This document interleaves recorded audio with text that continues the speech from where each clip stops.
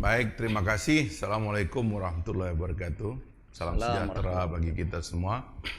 Pak Marzuki, senior kita, Mas Pangi, dan Mbak Bibip nanti, dosen kita di FHUI, nanti bergabung. Mas Nur, pertama-tama tentu selamat datang dan terima kasih kepada para narasumber kita dan juga kepada seluruh hadirin yang hadir baik dalam Zoom dan juga secara langsung di media sosial. Pertama-tama tentu gini, Anda tadi menyebut 25 tahun, hampir 25 tahun reformasi. Partai Gelora lahir itu kan tidak untuk main-main. Kebetulan kita semua yang menjadi inisiator partai ini juga punya pengalaman di institusi negara khususnya legislatif. Dan karenanya pembacaan kita inilah yang sebenarnya ingin kita bawa di dalam platform-platform dasar kita membangun partai politik ini. Yang diantaranya di antara platform yang penting yang kita bahas hari ini adalah kita mesti melakukan reformasi politik secara serius. Karena pasti ada pertanyaan yang harus dijawab dan pasti ada masalah yang kadang-kadang kok sepertinya tidak menemukan jawaban dalam sekian tahun kita berdemokrasi ini. Kita harus menyegarkan kembali pikiran-pikiran kita bahwa memang kita betul-betul ingin agar Indonesia terus melaju ke depan dan Indonesia terus menjadi kekuatan yang diperhitungkan dari hari ke hari. Tidak boleh dia kelihatan mengalami stagnasi. Nah, kami sebenarnya menemukan bahwa reformasi politik ini di antara yang paling penting kita lakukan karena berbagai atau banyak alasan.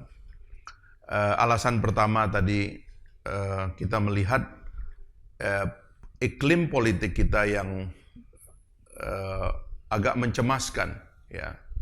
Bagaimana sebuah kekuatan di kamar kekuasaan legislatif itu tidak nampak fungsinya, ya. Karena adanya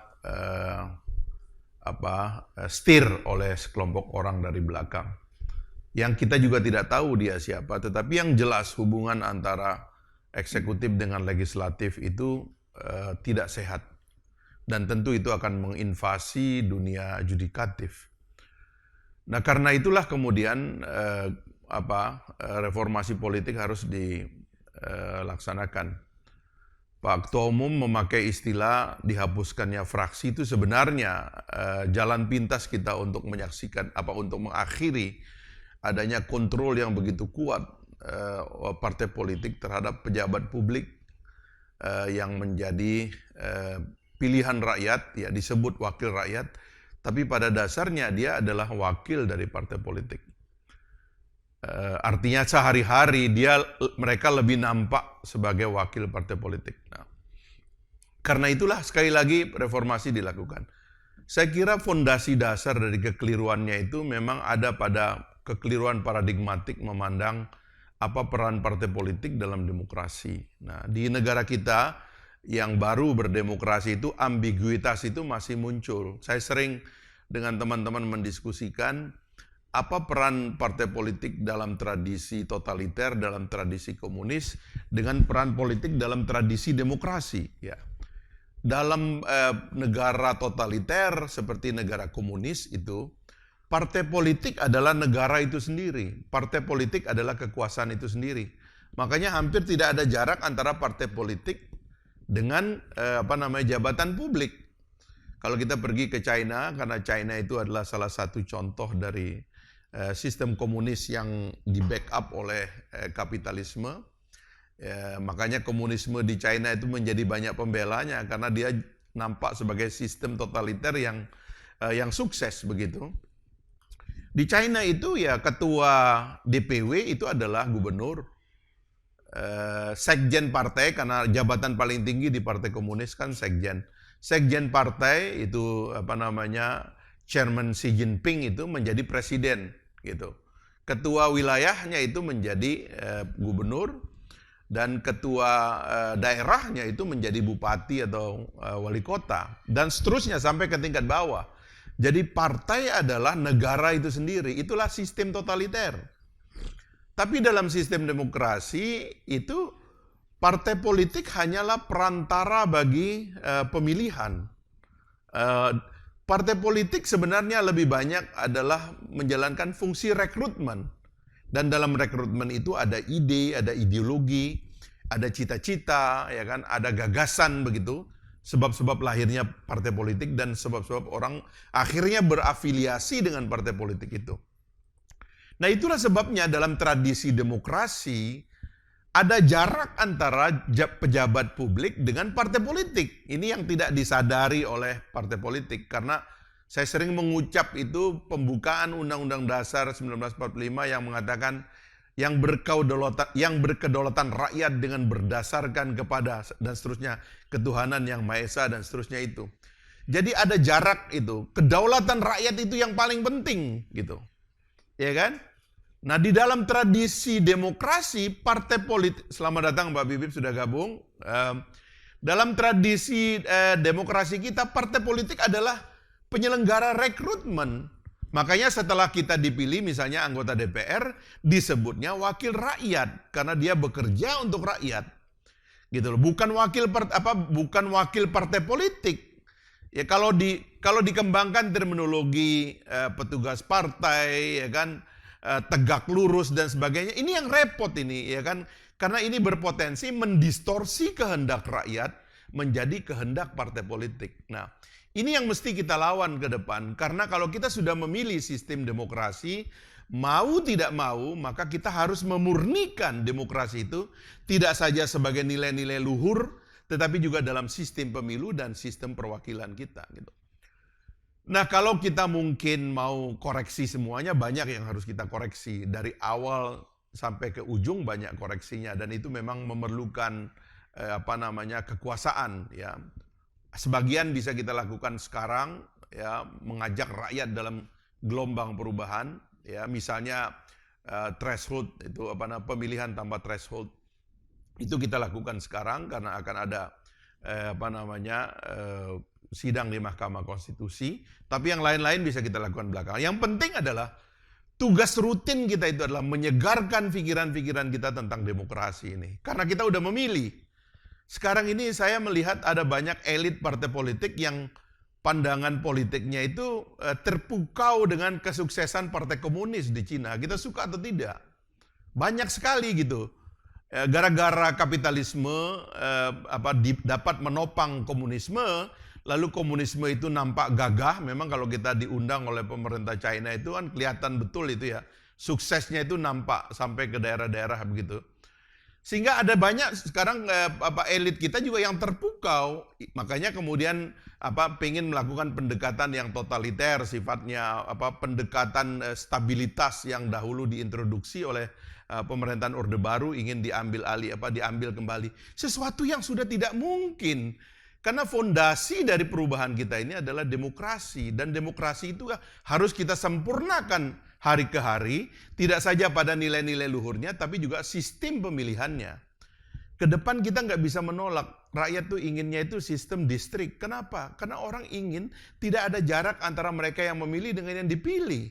Sementara ada partai politik yang kecenderungan sekarang proporsional tertutup. Mereka ingin agar siapapun yang dipilih adalah keputusan partai, supaya mereka bisa mengintervensi kehendak partai pada individu yang terpilih. Sekali lagi jangan. Orang itu kalau sudah dipilih rakyat itu menjadi milik rakyat, tidak boleh menjadi milik partai politik. Kita sebagai orang partai politik harus sadar itu.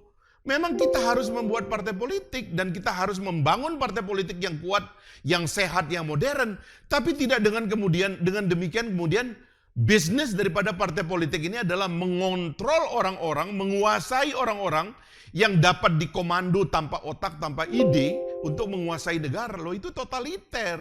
Nah, ini yang kira-kira mesti diperbaiki ke depan. Nah, makanya kembali kepada tema kita ini soal fraksi. Saya tadi disebut oleh Mat Nur itu saya ini jurisprudensi, ya. karena melawan kendali atau kontrol partai yang menyuruh saya melakukan berbuat yang sebenarnya bertentangan dengan kehendak masyarakat. Saya bertanggung jawab kepada konstituensi saya, tapi tiba-tiba partai politik ingin mendiktekan sesuatu yang saya tidak bisa jelaskan dan tidak bisa saya jelaskan kepada publik. Ya, akhirnya saya dikeluarkan dari fraksi, dibela oleh undang-undang, dan sampai 4 tahun saya menjadi anggota DPR tanpa fraksi. Dan yang relatif sebenarnya nggak ada salahnya. Karena kalau kita baca undang-undang MD3 saja itu memang entitas yang bernama fraksi itu tidak ada, Pak Maknur. Jadi fraksi itu sebenarnya entitas berada di luar. Nah, maka kita harus mengembangkan metode pengelompokan baru gitu, yang sebenarnya lebih mencerminkan representasi dari gagasan daripada komando partai. Gitu loh. Makanya kalau kita lihat itu di negara-negara yang mapan demokrasinya, di Amerika itu sering muncul Tea Party kan, kelompok baru yang rebellion terhadap main existing partainya gitu. Mereka disebut kaum Republik disebutnya kaum konservatif, kaum liberal atau Demokrat disebutnya kaum liberal begitu. Representasinya itu dia memakai majoritas atau minoritas gitu. Disebut mayoritas karena dia menang, jumlahnya banyak. Ya ini hasil pemilu juga, nggak apa-apa. Tapi kan majority dan minority itu berubah dia. Dan dia adalah metode pengambilan keputusan. Lebih banyak merupakan representasi ide dan pengambilan keputusan. Di dalam undang-undang kita termasuk undang-undang MD3 juga sebenarnya tidak harus satu fraksi, satu partai. Beberapa partai dapat membentuk koalisi di DPR dan diberi nama. Waktu itu kami pernah mencoba, Mas Maknur, kenapa nggak diorganisir aja? Saya melihat karena ini Jokowi Prabowo kan, saya mengidentifikasi ini Prabowo ini sebenarnya kaum konservatif, gitu loh. Makanya saya mengusulkan koalisi merah putih itu sebagai representasi dari kaum konservatif. Nah kemudian pendukung Pak Jokowi merespon itu dengan membentuk koalisi Indonesia Hebat itu. Nah saya bilang oke, kalian berarti adalah kelompok liberal sekuler gitu.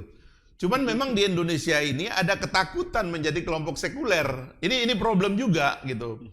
Liberal mungkin nggak terlalu takut, tapi menjadi sekuler itu agak ditakuti sehingga nama itu kurang berani dipakai. Tapi kalau mau cara kita mengorganisir parlemen ya, memang harusnya begitu. Ini yang untuk mengakhiri dilemanya Scott Manwaring itu. Bahwa di dalam presidensialisme itu harusnya bipartisan, ya kan? Partainya sedikit, sederhana. Sementara dalam parlementer itu boleh partainya banyak. Karena koalisinya muncul di awal pemerintahan. Ruling majority dan opposition minority. Nah kalau di dalam kongresionalisme atau di dalam parlamentarisme, itu terbentuk setelah itu, ya kan? Cara mengorganisirnya untuk menyederhanakan parlemen kita adalah dibentuklah koalisi seperti itu. Tapi sebenarnya juga penting adalah mengakhiri kontrol partai politik kepada anggota. Makanya sistem recall dan sebagainya, saya tuh bisa menjadi jurisprudensi. Saya tuh kan nggak bisa dipecat. Anggota dewan harusnya nggak bisa dipecat. Gitu. Karena itu sebenarnya saya mengusulkan juga jalan ketiga. Kalau partai politik ini selalu ingin ngontrol, waduh ini saya kan pengalaman ya, teman-teman Pak Marzuki bisa cerita, kontrol partai itu, ya kan Pak Marzuki juga sebagai ketua DPR bisa kelihatan ambigu tuh, karena Pak Marzuki sebagai mantan sekjen partai jadi ketua DPR, tapi bosnya ya kan jadi presiden, waduh itu repot itu, telepon ketum, telepon sekjen, telepon bapak nggak berkenan, bapak kecewa. Seolah-olah DPR itu yang mengontrol Pak Marzuki, padahal tidak bisa. Satu anggota DPR adalah satu perwakilan, dia harus kuat. Dia nggak boleh diganggu karena dia membawa suara dari konstituennya yang berbeda-beda. Konstituensi di Papua sama di konstituensi di Jawa beda, representasinya beda, aspirasi dari masyarakatnya berbeda. Nah, ini yang harus kita perbaiki ke depan. Jadi dari sistem pemilu kita perbaiki. Sampai sistem ketenaganegaraan kita ada reformasi terhadap beberapa undang-undang. Dulu saya waktu berakhir kan karena saya memimpin tim reformasi parlemen, saya mengajukan ada sekitar 7 undang-undang kepada ketua DPR waktu itu untuk diserahkan kepada DPR baru. Ya diantaranya adalah saya mengusulkan pemisahan DPR DPD, undang-undang DPR DPD Dan saya mengusulkan agar MPR juga itu tidak jadi lembaga permanen. Sebab aneh MPR ini, dipakainya cuma sekali setahun, ya sekali 5 tahun. Kan dia dipakainya cuma untuk melantik presiden dan wakil presiden, ya kan cuma sekali 5 tahun. Habis itu kalau ada amandemen kan pembentukan PAH dan sebagainya kan. Jadi seharusnya buat apa itu kayak sekarang itu anggota MPR-nya, pimpinan MPR-nya itu semua partai politik dapat rumah dinas, dapat forader, dapat untuk apa? Untuk sosialisasi. Ngapain MPR sosialisasi? Dia kan assembly. Sosialisasikan oleh eksekutif. Menarik. Nah ini banyaklah yang harus kita rubah ke depan. Tapi sekali lagi hari ini Mas Maknur, ini adalah pemantik diskusi kita supaya kita betul-betul memikirkan reformasi yang yang baik. Terutama adalah jangan sampai daulat rakyat dikangkangi oleh daulat partai politik. Sebab itu menjadi bencana kita ke depan. Itu aja pengantar. Terima kasih atas kehadiran para narasumber. Assalamualaikum warahmatullahi wabarakatuh. Ya, jadi saya kira memang sebagian besar dari salah pahamnya itu memang karena mulai lunturnya ide-ide tentang demokrasi. Jadi kalau kita baca tulisan-tulisan para ahli tentang kenapa demokrasi itu pada akhirnya mati dan berujung dengan naiknya seorang tiran, itu kan biasanya dimulai dari hilangnya cita rasa tentang demokrasi itu sendiri. Karena demokrasi itu kan tentang nilai-nilai dan tentang ide-ide yang besar gitu. Nah, ide kita tentang partai politik ini mulai hilang. Jadi hilang itu dan berganti oleh cita rasa lama gitu. Ya, tentang partai politik yang totaliter. Memang kita harus waspada karena ada default mode dari bangsa kita ini yang hidup lebih lama dalam tradisi totaliter daripada hidup dalam tradisi demokrasi. Mulai dari pra-republik sampai pada masa republik pun ketika Orde Lama dan Orde Baru berkuasa secara totaliter, itu kita punya cita rasa tentang totalitarianisme lebih kuat. Jadi kadang-kadang kita juga yang merasa bahwa harus ada partai yang kuat, harus ada ketua umum yang ngontrol segala-galanya, harus ada kendali dan seterusnya. Itu cara berpikir lama sebenarnya. Nah sementara nilai-nilai demokrasi kita itu menghendaki ya partai politik tuh harus sadar bahwa dia itu sebagai pelayan aja. Kemewahan dia sebagai ketua umum partai ketika pikirannya itu yang menjelma menjadi pikiran masyarakat, menjadi kebijakan. Bukan dia ingin ngontrol menjadi power dealer gitu. Yang sekarang ini kan idenya hilang. Para ketua partai kita ini idenya mulai hilang, pikirannya nggak ada. Tapi dia terdengar mengontrol uang, mengontrol anggaran, mengontrol proyek dan sebagainya. Itu keliru itu. Kemewahan kita, saya wakil ketua umum partai politik, pimpinan partai politik. Kemewahan yang kita miliki itu adalah karena pikiran-pikiran kita aja. Yang menjadi bagian dari diskusi publik. Itu aja. Dan kita harus rendah hati untuk bertahan di situ. Bukan kemudian menjadi orang yang punya akses selama-lamanya dan seperti yang sekarang ini coba lihat ada seorang menteri yang mengatakan dunia usaha menghendaki presiden diperpanjang. Sebenarnya itu datang dari tradisi bahwa kita kurang sadar bahwa kemewahan kita sebagai pejabat publik adalah pada batasan yang diberikan oleh rakyat. Ya sudahlah, kalau 5 tahun batasannya, layani aja rakyat 5 tahun. Memang menjadi pemimpin atau menjadi penguasa itu hebat apa tidak? Kita akhirnya kembali kepada rakyat dan kita ini akan mati. Nah, kerendahan hati semacam ini sebenarnya lebih sesuai dengan nilai demokrasi dan ini yang menyebabkan nanti parlemen kita, terus terang kalau soal parlemen ini saya menulis banyak buku soal ini, jadi tentang kebingungan Pak Marzuki bagaimana cara merepresentasi ide usulan masyarakat yang tidak terkait dengan tempat komisi berada dan sebagainya, itu sudah ada saya tulis dalam buku saya dan mungkin nanti kita jadikan topik lanjutan. Tapi yang paling penting adalah mempreserve ide-ide demokrasi supaya jangan hilang. Ini mungkin penting Mas Maknur kita simpulkan. Terima kasih atas kehadiran semua pembicara kita yang hebat-hebat. Mudah-mudahan lain kali bisa hadir kembali di acara Partai Gelora TV kita ini. Terima kasih. Assalamualaikum warahmatullahi wabarakatuh.